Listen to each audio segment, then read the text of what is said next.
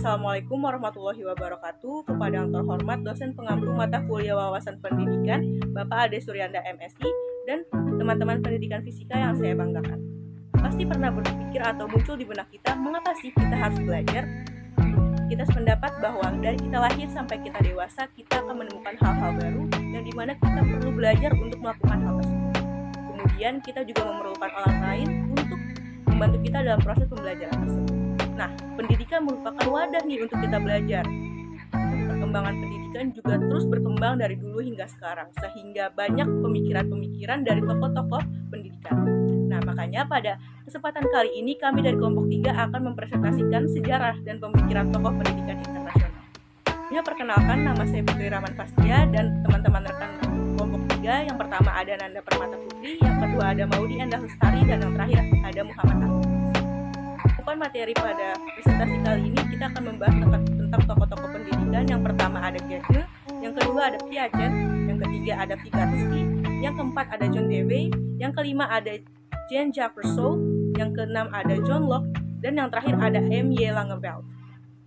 Dan terbentuk dan berkembang dengan melalui proses yang panjang sampai saat ini. Pembahasan tentang pendidikan telah berlangsung lama dan melibatkan banyak tokoh pendidikan. Tokoh-tokoh pendidikan tersebut mengembangkan pemikiran-pemikiran yang berbeda terkait dengan konsep dan implementasi pendidikan dalam konteks masing-masing. Melalui berbagai konseptualisasi pendidikan yang berbeda, tokoh-tokoh pendidikan tersebut menekankan pentingnya pendidikan sebagai bagian dari kehidupan dan pengembangan diri seseorang manusia dalam segala potensi yang dimilikinya. Singkatnya, banyak pemikiran-pemikiran tentang pendidikan dari tokoh-tokoh yang berbeda untuk mengembangkan pendidikan yang terus berkembang dalam kehidupan. Materi pertama kita akan membahas tentang tokoh Getne. Getne dengan nama Robert Getne adalah seorang psikolog pendidikan yang mempelopori ilmu pendidikan pada tahun 1940-an.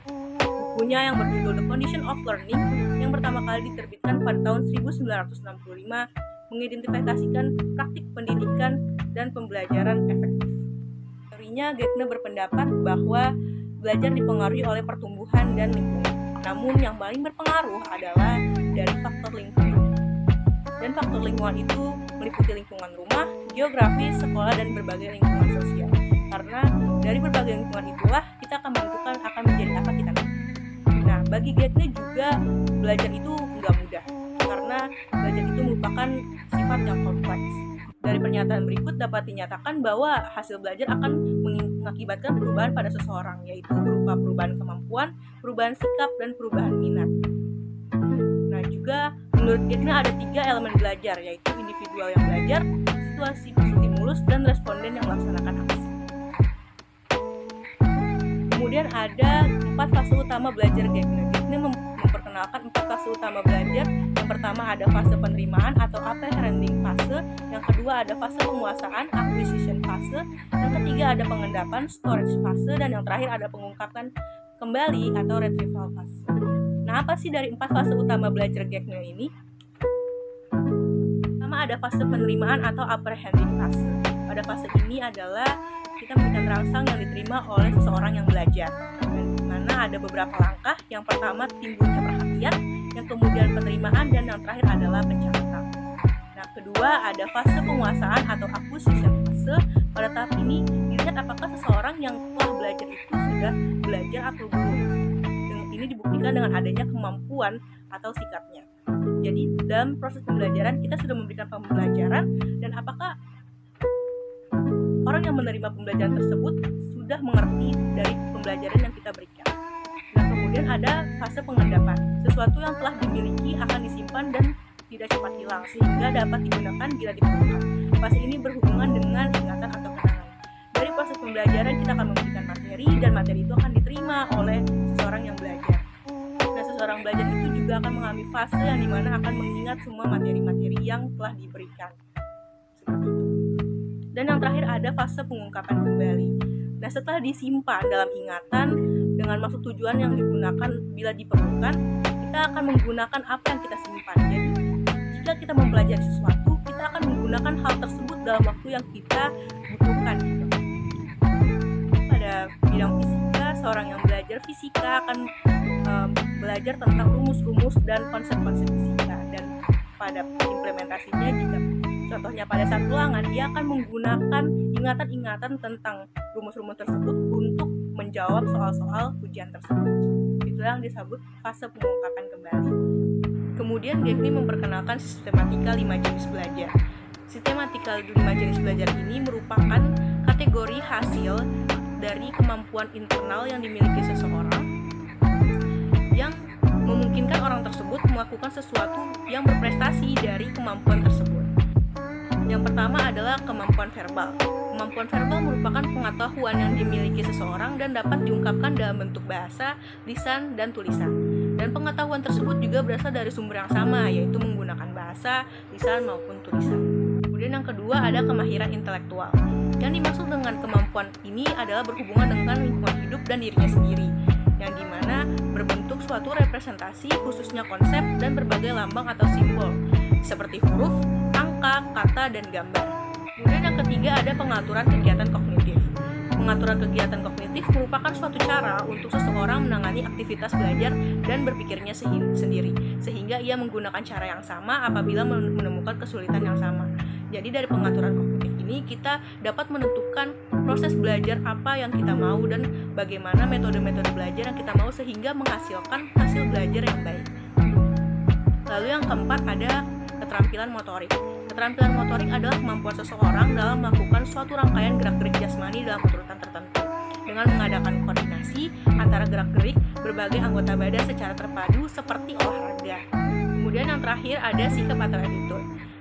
Sikap atau attitude merupakan kemampuan seseorang yang sangat berperan sekali dalam mengambil tindakan. Apabila tindakan itu baik atau buruk bagi dirinya sendiri. Kemudian Gagne juga memperkenalkan sistematika 8 jenis belajar. Yang pertama ada bahasa isyarat. Yang kedua ada stimulus respon. Yang ketiga ada merantaikan. Yang keempat ada asosiasi verbal. Yang kelima ada membedakan. Yang keenam ada konsep. Yang ketujuh ada rule. Dan yang terakhir ada problem solving. Pertama adalah belajar isyarat atau signal learning. Belajar isyarat mirip dengan condition respon atau respon bersyarat. Contohnya adalah seperti menutup mulut dengan telunjuk, contohnya seperti ini, untuk kita menyuruh orang lain untuk diam. Terus kemudian adalah lambaian tangan untuk memanggil seorang untuk mendekat, seperti ini. Nah itu adalah belajar isyarat atau signal learning. Jadi tipe belajar semacam ini dilakukan dengan merespon suatu isyarat. Jadi respon yang dilakukan itu bersifat umum, kabur, dan emosional. Nah, menurut Trimble tahun 1961, bentuk belajar semacam ini biasanya bersifat tidak disadari, dalam arti respon diberikan secara tidak sadar. Kedua, ada belajar stimulus respon. Berbeda dengan bahasa isyarat yang bersifat umum, kabur, dan emosional, tipe belajar stimulus respon ini bersifat spesifik. Contohnya adalah jika perkalian 2 kali 3 adalah sama dengan 6. Itu merupakan hubungan dari stimulus respon. Kemudian contoh lainnya adalah mencium bau masakan yang sedap, di mana bau masakan yang sedap itu merupakan stimulus dan respon yang kita berikan adalah kita ingin memakan makanan tersebut, seperti itu. Yang ketiga ada rangkaian atau shining. Rangkaian ini atau rantai dalam shining adalah semacam rangkaian antar stimulus respon yang bersifat segera. Hal ini terjadi dalam rangkaian motorik seperti gerakan dalam mengikat sepatu, makan, dan minum. Kelima ada belajar diskriminasi atau discrimination learning. Tipe belajar ini adalah pembedaan terhadap berbagai rangkaian, seperti membedakan berbagai bentuk wajah, waktu, binatang, atau tumbuh-tumbuhan. Dan yang keempat ada asosiasi verbal atau verbal association. Pada contohnya, kita dapat mengatakan bahwa bila kita melihat sesuatu, yaitu kita melihat bangun limas, kita akan bilang bahwa unsur itu berbangun limas. Nah, itu adalah contoh asosiasi verbal yang dimana seseorang akan menyatakan bahwa itu berbentuk limas gitu. Jadi kita tahu bahwa ada macam-macam bentuk seperti balok, kubus, atau kerucut, tapi apa yang kita lihat bahwa itu ada berbentuk limas, maka kita akan mengatakan bahwa itu adalah berbentuk limas. Yang keenam ada konsep. Belajar konsep atau konsep learning merupakan simbol berpikir. Hal ini diperoleh dari hasil membuat tafsiran terhadap fakta. 7 ada aturan atau rule learning. Hukum, dalil, atau rumus adalah rule atau aturan. Tipe belajar ini banyak terdapat dalam semua pelajaran di sekolah, seperti benda memuai jika dipanaskan, besar sudut dalam segitiga sama dengan 180 derajat, dan sudut siku-siku sama dengan 90 derajat. Itu adalah hukum atau dalil rumus yang dapat kita temukan dalam pembelajaran. Terakhir adalah pemecahan masalah atau problem solving learning. Dalam kehidupan akan banyak muncul masalah baru yang menimpa dalam diri kita, dan kita harus tahu bagaimana cara menangani masalah tersebut. Nah, upaya pemecahan masalah dapat dilakukan dengan menghubungkan berbagai urusan yang relevan dengan masalah itu. Dalam pemecahan masalah diperlukan waktu, ada kalanya singkat, ada kalanya juga lama.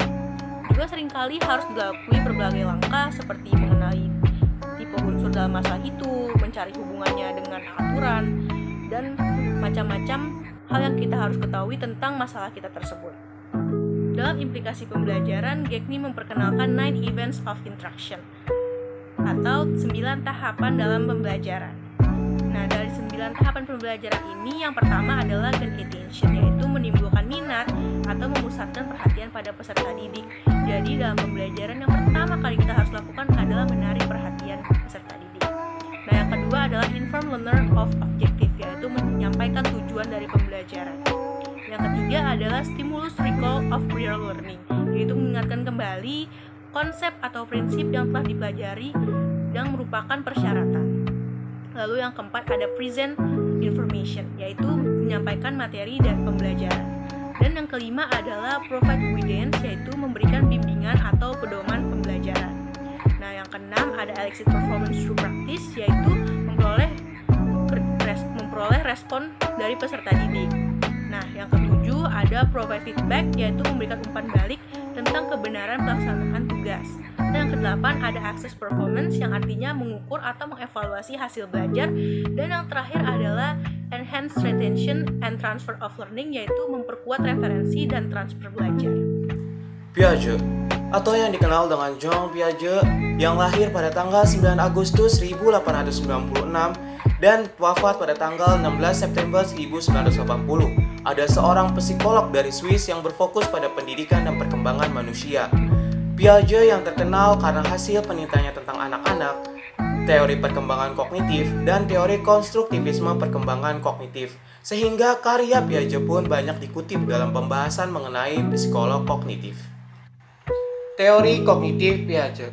Salah satu teori terkenal Jean Piaget ialah genetik epistemologi yang menjabarkan mengenai perkembangan kognitif seorang individu. Dia mengembangkan teori kognitif manusia berdasarkan minatnya pada biologi terkait adaptasi manusia terhadap lingkungan.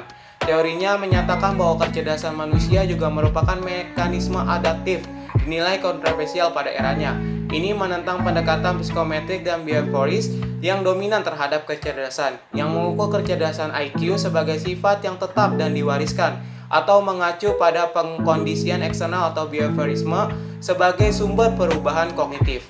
Piaget berpendapat bahwa manusia adalah individu yang membangun pengetahuan secara aktif daripada hanya sebagai penerima pengetahuan, sehingga teorinya merupakan pengembangan paling komprehensif terkait dengan perkembangan intelektual saat ini yang menjadi rujukan banyak praktisi pendidikan.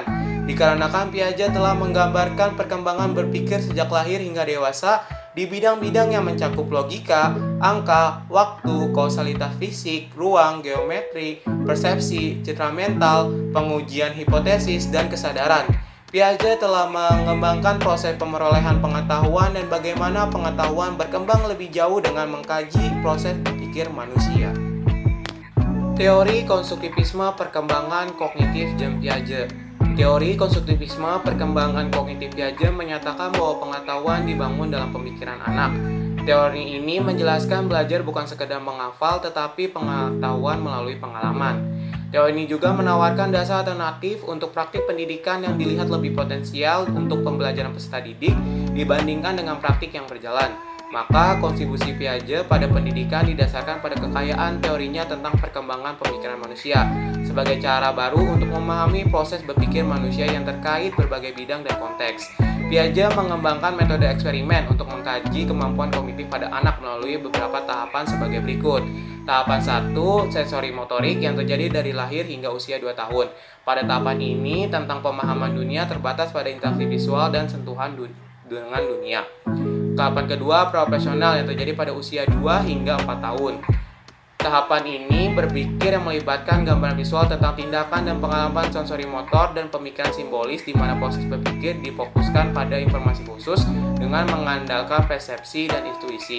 Tahapan ketiga, operasional konkret yang terjadi pada usia 7, 8 hingga 11, 12 tahun. Capaian struktur pada tahapan ini, struktur kognitif yang telah cukup berkembang untuk digunakan sebagai sistem logis dan digunakan di seluruh konteks.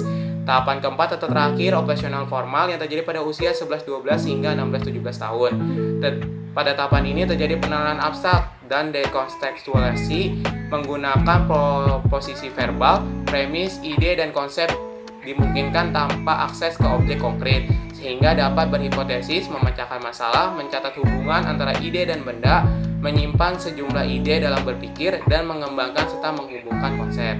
Setiap tahapan mewakili perbedaan kualitatif berdasar dalam cara memahami dunia, memproses dan menanggapi informasi, dan mengembangkan konsep. Jangka usia pada setiap tahapan oleh Piaget adalah perkiraan bahwa dia percaya semua manusia menjalani tahapan ini dalam urutan ini saat mengembangkan kognisi dan kecerdasan. Sedangkan belajar adalah proses adaptasi terhadap rangsangan lingkungan yang melibatkan proses berkelanjutan dan berkesinambungan yang kemudian disebut Piaget sebagai asimilasi, akomodasi, dan ekuilibrasi. Vygotsky atau dikenal dengan Lev Vygotsky yang lahir pada tanggal 17 November 1896 dan wafat pada tanggal 11 Juni 1934 adalah seorang psikolog asal Rusia yang dikenal atas kontribusinya dalam teori perkembangan anak. Salah satu hasil kerjanya yang dikenal di bidang psikolog anak adalah merumuskan konsep Zone of Proximal Development yang menerangkan bahwa dalam proses pembelajaran seorang anak ada sebuah area di mana anak tersebut harus diberikan bantuan eksternal untuk dapat belajar hal yang baru, sedangkan ada area lain di mana anak tersebut dapat belajar mandiri tanpa dibantu. Vygotsky menekankan pentingnya kehadiran orang lain seperti guru, orang tua, atau teman yang disilahkan sebagai orang yang lebih berpengetahuan atau the more knowledgeable other. Teorinya, Lev Vygotsky menggunakan pendekatan konstruktivis sosial dalam pengembangan pemikirannya terkait pendidikan. Teori konstruktivis ini membahas tentang bagaimana pengetahuan siswa terbentuk sebagai dampak dari proses pendidikan, di mana pengetahuan seseorang terbentuk karena adanya interaksi antara seorang individu dengan lingkungan dan orang lain yang secara terus-menerus melakukan eksplorasi terhadap lingkungan yang ada di sekitarnya. Teori Vygotsky lebih mengedepankan aspek sosial dan pembelajaran. Vygotsky menyatakan bahwa proses pembelajaran akan terjadi jika seorang mencoba hal baru atau mencoba untuk menyelesaikan tugas-tugas yang belum pernah ia dapatkan sebelumnya secara mandiri. Tetapi juga tugas-tugas tersebut tetap dalam jangkauan orang yang lebih dewasa atau lebih mampu. Ini disebut dengan Zone of Proximal Development dan Scaffolding. Salah satu komponen yang paling mendasar dalam teori Vygotsky adalah scaffolding. Scaffolding merupakan memberikan bantuan kepada seorang yang dilakukan melalui tahapan-tahapan pembelajaran dan mengurangi bantuan tersebut dan memberikan kesempatan bagi seseorang agar melanjutkan tugas-tugasnya. Ide-ide Vygotsky serupa dalam beberapa hal dengan ide Piaget. Keduanya percaya bahwa belajar adalah hasil dari pengalaman langsung yang berasal dari lingkungan seseorang. Keduanya menganggap bermain dan eksplorasi sebagai kegiatan edukatif utama, dan keduanya percaya bahwa interaksi sosial dengan orang lain, baik teman sebaya atau orang dewasa, sangat penting untuk terjadinya pembelajaran. Implikasi pendidikan teori Vygotsky. Teori Vygotsky dapat diterapkan dalam interaksi belajar-mengajar, yaitu dengan cara tetap melibatkan orang dewasa untuk turut aktif dalam mendampingi proses pembelajaran. Memberikan tugas kelompok pada seseorang dan teman atau rekan sebayanya secara kooperatif guna mempercepat perkembangan seorang individu. Lalu dengan tugas kelompok tersebut dapat dikembangkan menjadi pengajaran pribadi oleh teman atau rekan sebayanya yang disebut dengan peer tutoring. Vygotsky menekankan bahwa salah satu karakteristik yang membedakan antara manusia dan hewan adalah bahwa manusia mewarisi pengalaman sosial dan historis. Artinya manusia tidak harus menemukan sendiri. Vygotsky memiliki konsep pendidikan Zone of Proximal Development Seseorang pada dasarnya memiliki perkembangan aktual yang bisa membuat seseorang menjadi lebih mandiri. Yang keempat, John Dewey. John Dewey lahir pada tanggal 20 Oktober 1859 di Burlington, Vermont, Amerika. Latar belakang pemikiran John Dewey dapat dilihat secara empirik dan secara intelektual teoritis. Secara empirik, pemikiran John Dewey sangat dipengaruhi oleh kondisi negaranya di masa dia hidup, yaitu banyak terjadi kontroversi budaya di Amerika. Salah satunya adalah perang saudara yang menyebabkan kehidupan politik dan sosial, khususnya pendidikan, dikendalikan secara sepihak dengan tidak manusiawi. Kondisi tersebut membuat Dewey lebih condong pada demokrasi, di mana pada saat yang sama ia juga mencoba memasukkan unsur filsafat dalam kehidupan dan pendidikan. Dan secara intelektual teoritis, pemikiran John Dewey banyak dipengaruhi oleh dua aspek, yaitu yang pertama, aspek intelektual dari Darwin, yakni banyak kehidupan mengalami perubahan terus-menerus, yang dalam kajian filsafat dikenal sebagai yang membelum. Dan yang kedua, Hegelisme, yaitu gerakan filsafat yang berpusat pada sejarah dan logika, serta menekankan pada aspek realita untuk menguasai ide absolut tentang sebuah fenomena. Tetapi pada perkembangannya, John Dewey justru mengkritik Hegelisme, meskipun dia tidak sepenuhnya meninggalkan pemikiran-pemikiran Hegel, terutama mengenai dialektika dan proses menjadi. Pemikiran-pemikiran John Dewey yaitu yang pertama, upaya untuk membantu manusia dalam merefleksikan masalah di masyarakat, dan yang kedua, upaya melengkapi manusia agar bisa menghasilkan perubahan nyata dalam kehidupannya.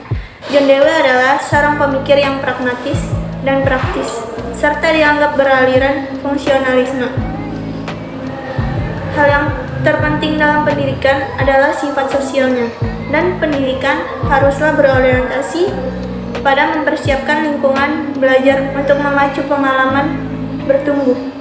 Menurut Dewey, pembentukan tujuan pendidikan haruslah berlandaskan pada lingkungan di mana anak didik tumbuh dan berkembang, atau di mana pendidikan itu berlangsung. Ia juga mengatakan bahwa pendidikan yang paling efektif adalah pendidikan yang berlangsung dalam lingkungan demokratis dan keterbukaan, di mana orang bisa bebas dalam melakukan penyelidikan. Tujuan pendidikan tidak bisa ditetapkan secara universal, tetapi haruslah secara khusus dan temporer, sebab tidak ada nilai dan kebenaran yang berlaku mutlak dan universal. Bagi Dewey, ada dua hal penting yang harus diperhatikan dalam melaksanakan pendidikan. Yang pertama, upaya untuk membedakan antara hasil dan tahap akhir. Dan yang kedua, untuk mencapai tujuan pendidikan itu terdapat 3 langkah yang harus dilakukan, yaitu mengidentifikasi faktor-faktor yang menghalangi pelajar dalam mencapai tujuannya, serta memperhatikan sarana yang ada untuk mencapai tujuan tersebut. Yang kedua, merumuskan urutan penggunaan sarana yang ada. Yang ketiga, mempertimbangkan manfaat dari sarana yang tersedia. Dalam proses pelaksanaan pendidikan, ada 2 hal yang harus perlu diketahui. Yang pertama, kurikulum, yang terdiri atas pengalaman-pengalaman teruji dan dapat diubah berdasarkan kebutuhan dan minat siswa.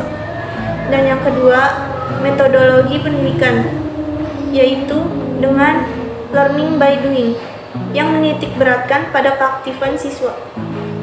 Menurut Dewey, siswa adalah individu-individu yang mempunyai kemampuan untuk tumbuh, dan sedangkan guru adalah orang yang berperan membimbing dan mengawasi siswa tanpa mengganggu kebutuhan dan minatnya.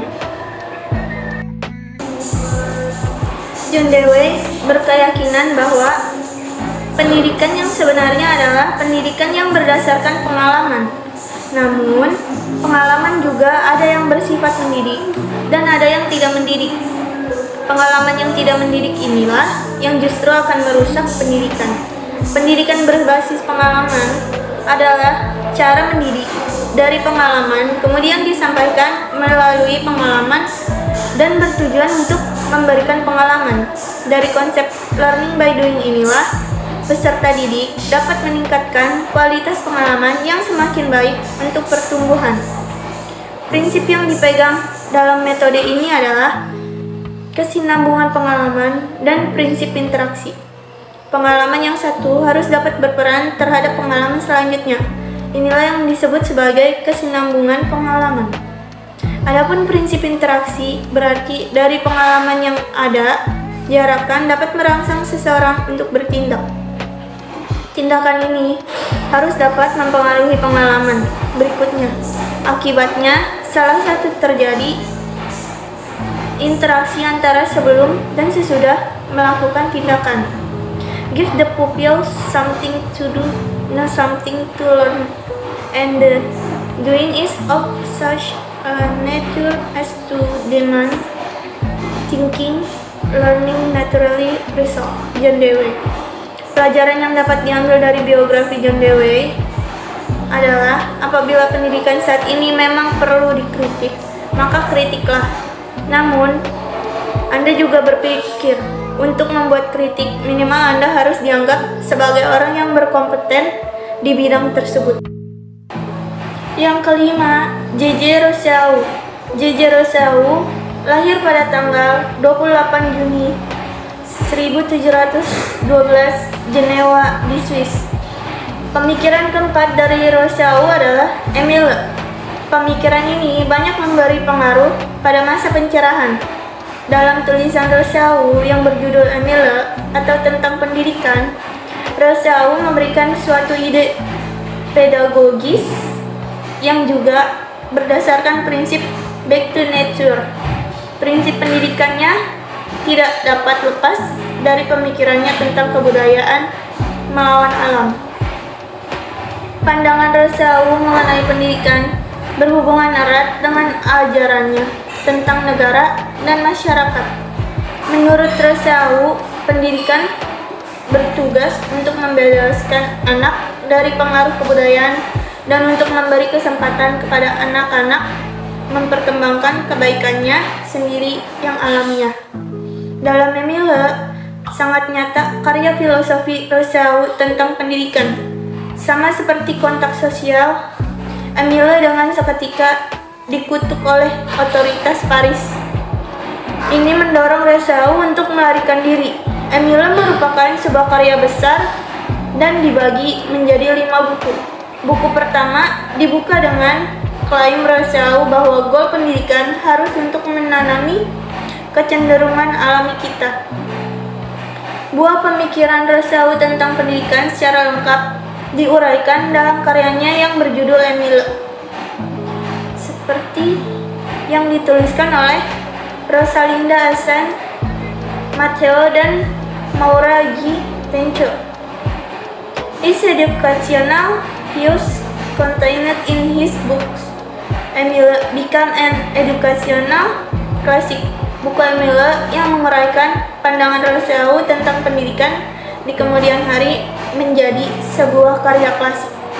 Dijelaskan dalam The World Book Encyclopedia QR bahwa in Emile he started that children should be taught with sympathy and appeal to their interests rather than raw discipline and strict lesson. But he also thought that children's thought and behavior should be controlled.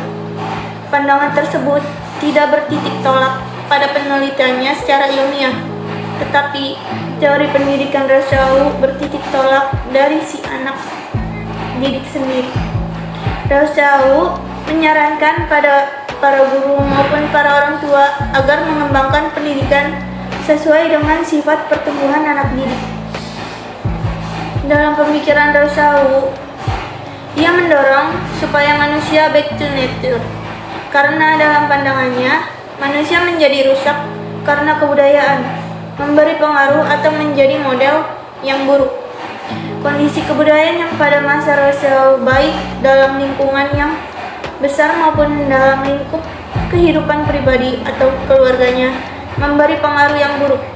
Dalam Emile, Rousseau menuliskan bahwa semua anak pada dasarnya baik karena berasal dari tangan pencipta dunia, tetapi mengalami kemerosotan setelah sampai ke tangan manusia. Pandangan inilah yang menjadi dasar pandangannya bahwa kebudayaan merusak manusia, kebudayaan merusak alam. Dan menurut Rousseau, pendidikan berasal dari 3 sumber. Pertama, pendidikan bersumber dari alam. Yang kedua, pendidikan berasal dari manusia. Dan yang ketiga, berasal dari hal-hal yang sangat disukai. Oleh sebab itu, alam menjadi pokok pemikiran pendidikan dari Rousseau. Caroline Bizarfiat dan Utalia Lisa Panayotides mengatakan bahwa Rousseau menekankan pentingnya membiarkan alam untuk mengambil mata kuliah sesuai dengan individu anak. Idenya itu diterapkan oleh Rousseau dalam mendidik anaknya. Emile sebagai makhluk yang bebas, rasional, dan sebagai individu yang nanti hidup di masyarakat sebagai seorang kontributor sosial yang sepenuhnya berkembang dan berpendidikan. Tokoh selanjutnya adalah John Locke. John Locke adalah seorang filsuf dari Inggris yang menjadi salah satu tokoh utama dari pendekatan empirisme. Selain itu, di dalam bidang filsafat politik, Locke juga dikenal sebagai filsuf negara liberal, bersama dengan rekannya Isaac Newton. Locke dipandang sebagai salah satu figur terpenting pada era pencerahan. John Locke lahir tanggal 29 Agustus tahun 1632 di Wellington, Britania Raya, dan meninggal tanggal 28 Oktober 1704 di Highclere, Britania Raya. Kebangsaan John Locke adalah Inggris, lahir 29 Agustus 1632 di Wellington, Somerset, Inggris. Orang tuanya adalah Agnes Kent dan John Locke. Menurut Locke, proses manusia mendapatkan pengetahuannya adalah dari pengalaman. Locke berpendapat bahwa sebelum seorang manusia mengalami sesuatu, pikiran manusia itu belum berfungsi atau masih kosong. Pemikiran Locke diumpamakan melalui pikiran manusia yang hanya berupa lembaran kertas kosong atau dikenal sebagai konsep tabula rasa. Melalui pengalaman yang dianggap sebagai bagian dari konsep pendidikan, kertas tersebut akan terisi. Locke berpendapat bahwa cara manusia memperoleh pengetahuan itu dengan proses belajar yang meliputi dengan percobaan, eksperimen, pengalaman atau experience yang melibatkan perasaan, emosi, dan pengalaman indrawi dan refleksi. Karakter yang dibentuk melalui pengalaman akan membuat seseorang kepada suatu pola pemahaman yang baik, dan tentunya melalui pengalaman yang indah, itulah yang akan memampukan seseorang untuk dapat berrelasi dengan orang lain. Pengalaman hendaknya dijadikan sebagai proses untuk mendidik dan membangun karakter-karakter dari setiap pribadi manusia. Menurutnya, manusia secara manusiawi akan berkembang melalui pengalaman yang dialami. Jadi, menurut Locke adalah semua hal, kecerdasan dan pengetahuan harus diasah, dan manusia dilahirkan tanpa pengetahuan. Jadi harus diasah kembali, diberikan pengalaman melalui percobaan, eksperimen, dan lain-lain. Nah, tujuan dari pendidikan menurut John Locke itu 1. Pendidikan bertujuan untuk mencapai kesejahteraan dan kemakmuran setiap manusia.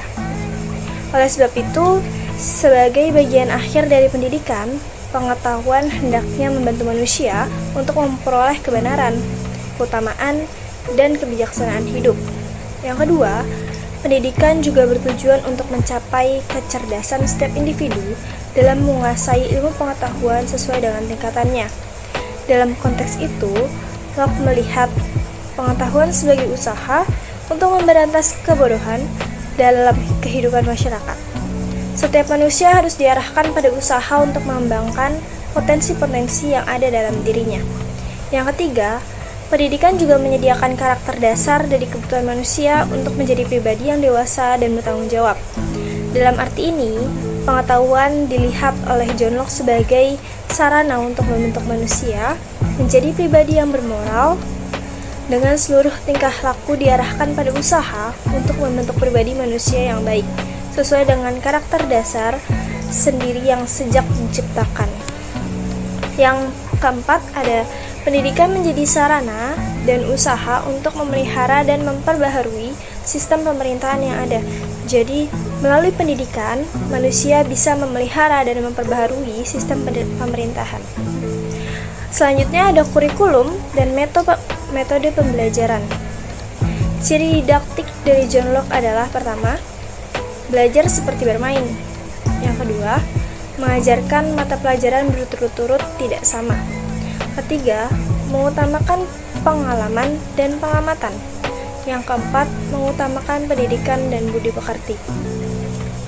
John Locke menegaskan kurikulum baru harus diarahkan demi kecerdasan individual, kemampuan dan keistimewaan anak-anak dalam menguasai pengetahuan, bukan pada pengetahuan yang biasa diajarkan dengan hukum yang sewenang-wenang. Perkembangan kepribadian yang baik terdiri atas 3 bagian: kebaikan, kebijaksanaan, dan pendidikan. Kurikulum pendidikan mencakup membaca, menulis, ilmu hitung, bahasa, kesusastraan, pengetahuan alam, pengetahuan sosial, dan juga kesenian. Metode pembelajaran yang terbaik ialah belajar sambil bermain, dan anak perlu diberikan kebebasan dan tidak terlalu memaksakan kehendaknya. Metode pendidikan dengan belajar sambil bermain menurut Locke dapat dikatakan merupakan ciri khas dari metode pendidikannya. Dan itu sesuai dengan teori kertas putih yang bersih dari segala tulisan, lalu diisi sekehendak hati saat proses pembelajaran berlangsung. Tokoh terakhir adalah M.J. Langevold. Siapa sih M.J. Langevold ini? Martinus Jan Langevold merupakan seorang ahli pedagogi yang lahir di Haarlem, Belanda pada 30 Oktober 1905. Langevold merupakan seorang yang berpengaruh di bidang pendidikan dan seorang pengembang sekolah fenomenologi Utrecht. Lalu pemikiran Langevold dalam dunia pendidikan adalah, menurut Langevold, pendidikan ialah setiap usaha, pengaruh, perlindungan, dan bantuan yang diberikan kepada seseorang yang bertujuan sebagai pendewasaan seseorang, atau lebih tepat, membantu seseorang agar cukup dewasa dan cakap dalam melaksanakan tugas hidupnya secara mandiri. Pengaruh pengembangan tersebut datangnya dari orang dewasa atau diciptakan oleh orang dewasa, yaitu pendidik dan orang tua melalui institusi sekolah yang melibatkan buku, peraturan hidup, keseharian, dan sebagainya, dan ditunjukkan kepada pengembangan orang yang belum dewasa. Pendidikan muncul dari adanya interaksi antara orang dewasa, yaitu pendidik, dan juga peserta didik yang berada dalam suatu kesatuan yang utuh dalam proses pendidikan. Pendidikan yang dilakukan secara sadar oleh orang dewasa didasari oleh nilai-nilai kemanusiaan yang diutamakan dan bukan hanya sebatas transfer pengetahuan dan keterampilan yang dimiliki orang dewasa kepada peserta didik. Langevold menjelaskan bahwa pedagodik atau ilmu mendidik merupakan suatu ilmu yang bukan hanya menelaah objeknya untuk mengetahui betapa keadaan atau hakiki objek tersebut, melainkan mempelajari pula bagaimana hendaknya harus bertindak terkait dengan objek tersebut. Atas dasar tersebut, maka ilmu mendidik disebut juga seperti halnya dengan semua ilmu yang bersamaan sifat-sifat suatu ilmu praktis. Tapi biarpun demikian, namun dapat dibedakan ilmu mendidik teoritis daripada ilmu mendidik praktis. M.J. Langevold menjelaskan ada 2 poin penting dari pendidikan. Pendidikan muncul dari adanya interaksi antara orang dewasa, yaitu pendidik, dan juga peserta didik yang berada dalam suatu kesatuan yang utuh dalam proses pendidikan. Ilmu mendidik adalah suatu ilmu yang bukan hanya menelaah objeknya untuk mengetahui betapa keadaan atau hakiki objek tersebut, namun mempelajari pula bagaimana hendaknya harus bertindak terkait dengan objek tersebut. Kata ada suatu quotes dari Jane Piaget, yaitu what we see we change what we know, what we know change what we see. Apa yang kita lihat merubah apa yang kita tahu, dan apa yang kita tahu bisa merubah apa yang kita lihat. Terima kasih telah menonton video kelompok kami. Kami harap dari video yang kami sampaikan dapat memberikan pengetahuan serta ilmu-ilmu baru dan pengalaman-pengalaman baru bagi kalian semua yang menonton. Jika ada kekurangan dan kesalahan kata, mohon dimaafkan. Wabillahi taufiq wal hidayah. Wassalamualaikum warahmatullahi wabarakatuh.